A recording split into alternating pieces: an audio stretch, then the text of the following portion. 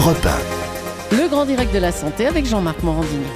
Et on continue avec Sabrina Philippe, psychologue, pour essayer de comprendre comment faire pour que l'amour dure toujours, puisqu'en 2013, plus de 240 000 personnes se sont jurées amour et fidélité pour la vie. Bon voilà, généralement la vie c'est 3, 4 ans, 5 ans, 6 ans. C'est 4 ans. Selon l'INSEE, 4 ans. c'est 4 ans la durée moyenne aujourd'hui des unions. Oh, c'est super court en fait. C'est très très court. Alors il faut savoir qu'un couple, en moyenne, un couple sur deux se sépare. On a 2 sur 3 à Paris maintenant. C'est même plus 1 sur 2, c'est 2 sur 3 à Paris et 1 sur 2 en province. Des unions finissent par une séparation, un divorce. Mais est-ce que c'est une règle ? Est-ce que l'amour ne peut pas être éternel ? Ah bah si, l'amour il peut durer, mais c'est vrai qu'il y a aussi des choses à mettre en place. Alors, c'est ce dont on va parler ce matin ensemble. Il y a Paul Morand disait, c'était une très jolie phrase, il disait « L'amour n'est pas un sentiment, c'est un art ». Voilà. Joli. Donc comment faire de votre amour quelque chose qui est artistique ? Parce que ça se travaille au quotidien. C'est pas juste que vous vous aimez et puis voilà. Ça se travaille comment ? Expliquez-nous. Alors je vais vous donner 7 points. Ah. Voilà, 7. Tout le monde prend des notes. Voilà. Tout le monde a pris son stylo. C'est bon ? On prend des notes. Allons-y. Allez, 7 points. Alors, petit 1, il faut le vouloir à deux. Ça, c'est très important. C'est-à-dire qu'il faut que ça soit une volonté commune de faire durer cet amour. Et ça, c'est important aussi de se dire, soit avec l'autre, est-ce qu'on a vraiment envie de continuer à être ensemble ? Est-ce que c'est important ? Est-ce que ça fonctionne ? Ça, c'est la condition sine qua non. Si vous répondez oui à cette question, on peut continuer, on peut dérouler la suite. Donc, la deuxième chose, c'est de communiquer. On le dit souvent, c'est bateau de dire ça. Mais ça veut dire quoi de communiquer en réalité ? Ça veut dire qu'il faut aussi dire ce que vous avez sur le cœur régulièrement.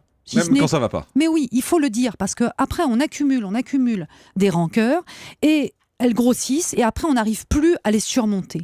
Donc il faut dire en utilisant le « je », c'est très important. On n'est pas dans l'accusation de l'autre en disant « je me sens triste quand tu fais ça »,« je ne supporte pas quand tu… » C'est pas une accusation, c'est de parler de soi et de dire régulièrement ce qui ne va pas. Ça c'est le deuxième point et il est fondamental.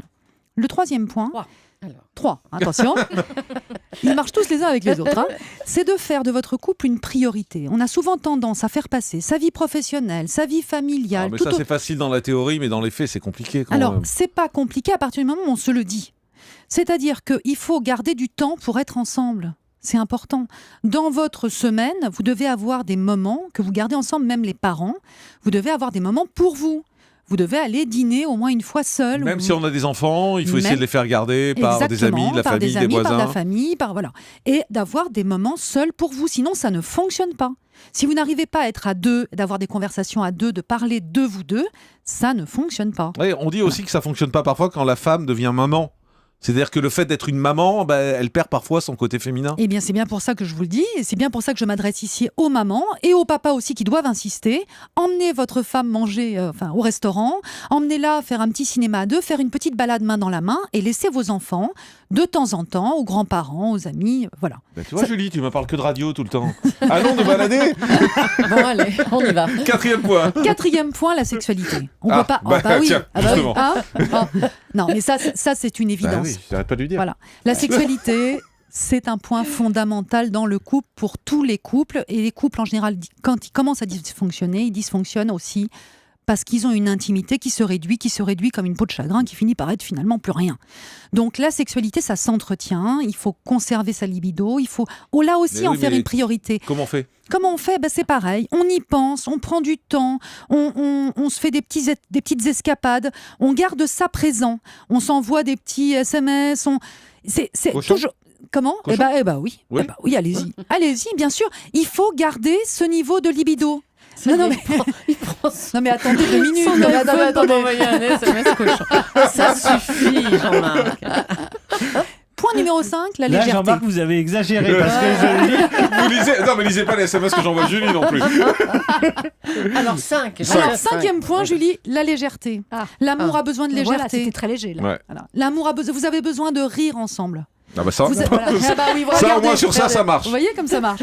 Vous avez besoin de rire, vous avez besoin d'être complice. Donc vous avez besoin de légèreté. Il faut aussi savoir parler de sujets légers. Je sais, quand on est ensemble, quand on est en couple, on a des obligations. On a une famille, on a une maison, on a des traites, on a un travail. On a la fatigue. On a la fatigue. Oui, mais il faut savoir rigoler aussi ensemble. Il faut savoir garder cette complicité. C'est fondamental. Sinon, l'amour ne peut plus émerger parce que l'amour, c'est aussi la légèreté. La légèreté d'être avec l'autre. Donc ça, c'est fondamental. Alors, 6e point, des projets. Un couple ne peut pas fonctionner sur le long terme sans projet. Alors, il y a des projets à moyen terme et des projets à long terme. Projet à moyen terme, où est-ce qu'on va partir? Quel voyage on va faire? Parfois, ce voyage, on ne va pas le faire dans l'année qui vient, on le fera 2 ans ou 3 ans. On a des projets communs. On va acheter quelque chose en commun. Projet dans l'avenir ensemble. C'est exactement ça. Et sans projet, un couple en général meurt. Il n'arrive pas, parce qu'en fait, il n'alimente plus la machine. On n'arrive plus à rêver ensemble. C'est important de rêver ensemble et d'avoir les mêmes rêves. Et puis, dernier point. 7e Alors, le point, dernier. ne demandez pas trop à votre couple. L'amour ne peut pas tout vous apporter. L'amour ne réglera pas tous vos manques personnels, vos manques professionnels. Pour s'aimer, il faut être bien soi-même déjà, pour pouvoir aimer l'autre. Si vous ne fonctionnez pas bien vous-même dans votre travail ou personnellement, psychologiquement, occupez-vous de vous et votre couple ira beaucoup mieux.